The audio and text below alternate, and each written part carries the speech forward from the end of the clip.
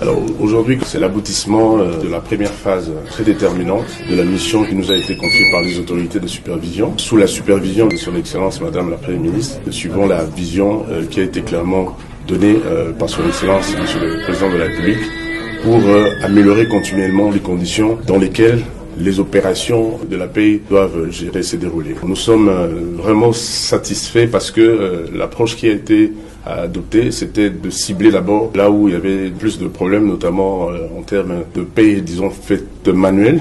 Donc aujourd'hui, la CADECO, avec la phase pilote qui sera lancée, on est vraiment convaincus que les fonctionnaires ou les agents publics de l'État qui sont concernés par ces territoires trouveront des réponses à beaucoup des difficultés qu'ils rencontrent actuellement. C'est une première d'intégrer la CADECO dans les réseaux des opérateurs de paix.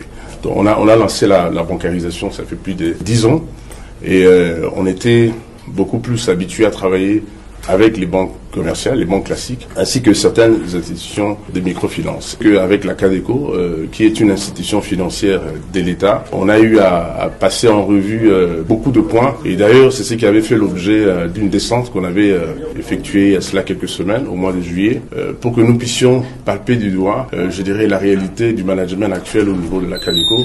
Et c'est ce qui avait poussé à faire rapport aux autorités pour accélérer, je dirais, le processus d'intégration. Donc, il y a une très bonne dynamique actuellement au niveau de la CADECO que nous, on va capitaliser au niveau du gouvernement, nous qui travaillons les leviers techniques du gouvernement pour nous assurer que tout ce qu'on a vu comme en fait innovation, notamment au niveau de la CADECO, ira dans le sens d'améliorer de manière assez significative les conditions dans lesquelles la paix sera en fait exécutée.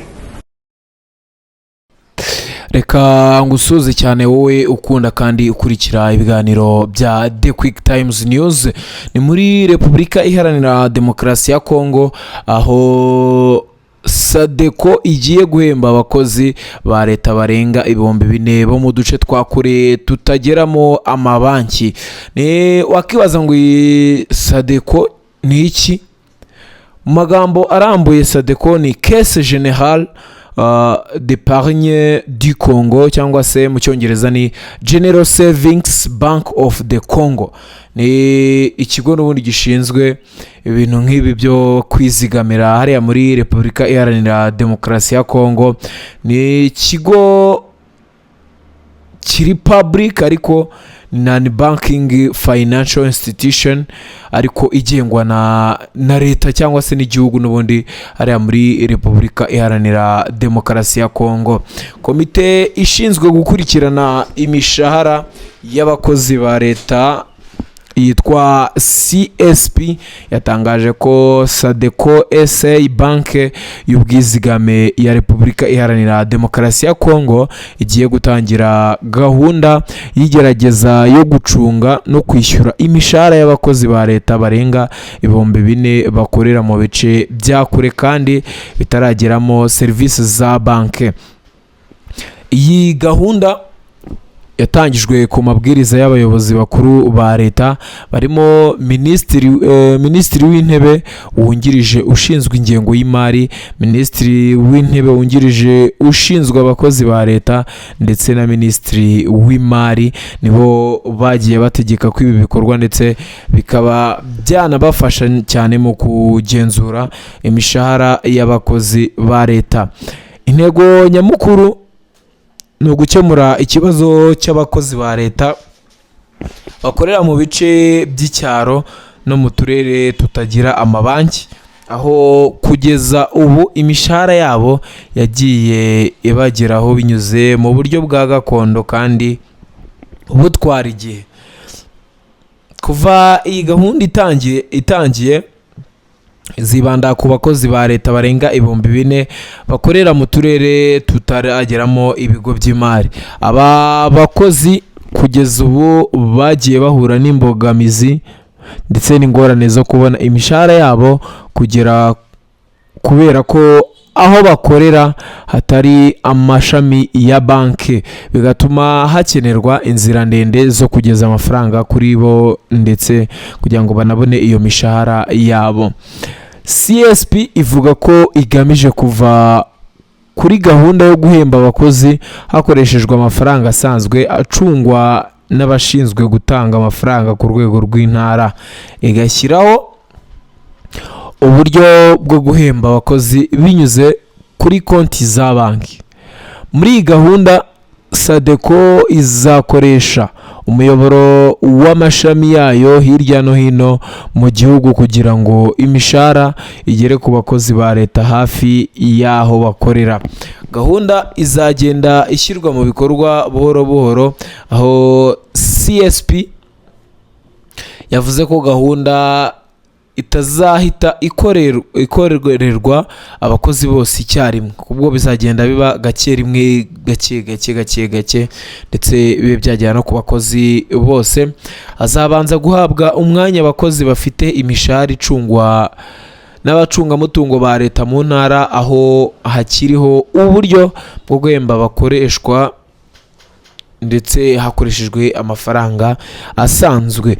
Abakozi bazagenda bashyirwa muri gahunda nshya bitewe n'ubushobozi bwa buri shami rya SADECO nuko serivisi zaryo zihagaze. Ibi bivuze ko aho SADECO ifite ubushobozi bwo gutanga serivisi ariho gahunda izabanza gushyirwa mu bikorwa. SADECO igiye kongera gufungura amashami yayo. Guverinoma kandi iri gukorana n'ubuyobozi bwa SADECO mu rwego rwo kongera gutangiza ibikorwa by'ishami yayo ndetse n'andi mashami agiye atandukanye atagikora. Ikibazo kiri imbere ni uguhuza gahunda yo kongera gufungura ayo mashami n'aho hakenewe cyane serivisi zo guhemba abakozi ba leta. Ni ukuvuga ko amashami azongera gufungurwa cyane cyane mu duce dufite ikibazo gikomeye cyo kubona imishahara y'abakozi ba leta. Ku ruhande rwa leta ya Repubulika Iharanira Demokarasi ya Kongo, iyi gahunda ishobora kuba intambwe ikomeye mu gukemura ikibazo kimaze igihe cy'abakozi ba leta bakorera mu bice bya kure. Kugeza ubu umukozi ushobora kuba akorera ahantu hatari banki yagiraga ikibazo cyo kubona umushahara ku gihe bitewe n'intera ndende ndetse n'uburyo amafaranga yagombaga kunyuramo. Gushyira abakozi kuri konti za banki bishobora gutuma imishahara ibageraho mu buryo bwihuse, bwizewe kandi buboneye. CSP ivuga ko umuyoboro w'amateka wa SADECO mu bice bitandukanye by'igihugu ushobora kuba igikoresho gikomeye cyo kugera kuri iyi ntego. Icyerekezo cya CSP ni guhindura buhoro buhoro uburyo bwo guhemba abakozi ba leta hakoreshejwe amafaranga atangwa mu buryo bwa gakondo, hagashyirwaho uburyo bwa banki n'ubwishyu bwa hafi y'umukozi. Ibi kandi bishobora gufasha leta kurushaho kumenya neza abakozi ba leta bishyurwa, kugenzura imishahara ndetse no kugabanya ibibazo bishobora kuvuka mu gihe amafaranga acishwa mu nzira nyinshi. Niba iyi gahunda izagenda neza, ishobora kuzagurwa ikaba yakaguka nyine ikagera no ku bandi bakozi bakorera mu bice bya kure bya Repubulika Iharanira Demokarasi ya Kongo. Muri make, SADECO igiye kuba igikoresho gikomeye mu guhindura uburyo abakozi ba leta barenga 4,000 bo mu duce tutarageramo amabanki bahabwa imishahara, mu gihe leta ishaka kuva kuri gahunda ya gakondo igana mu buryo bw'ikoranabuhanga n'ubwishyu bwa banki hafi y'abakozi.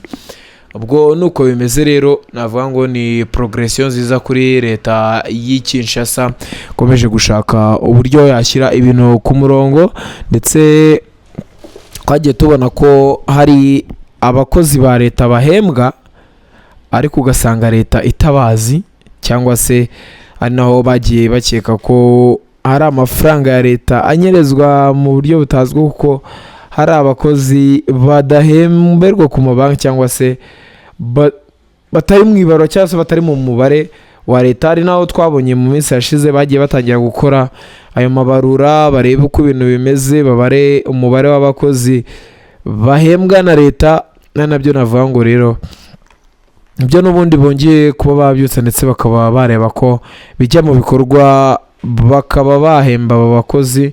Ariko hano hibandwaga ku kibazo cy'abakozi ba leta ariko bakorera mu duce twa kure, mu byaro ahantu hataba amabanki, mu bijyanye no kubona imishahara yabo, cyane ko binagorana nyine kubera ibyo byose uburyo amafaranga agerayo bitinze, cyane ko Repubulika Iharanira Demokarasi ya Kongo ni igihugu kinini cyagutse, kuba wagezayo rero aya mafaranga biragorana cyane. Rero leta itangiye kuba yabitaho ndetse bakareba uko ibintu byose bimeze, nuko bimeze. Rero muragenda mubibona ndetse n'abumva igifaransa mwabyumvise.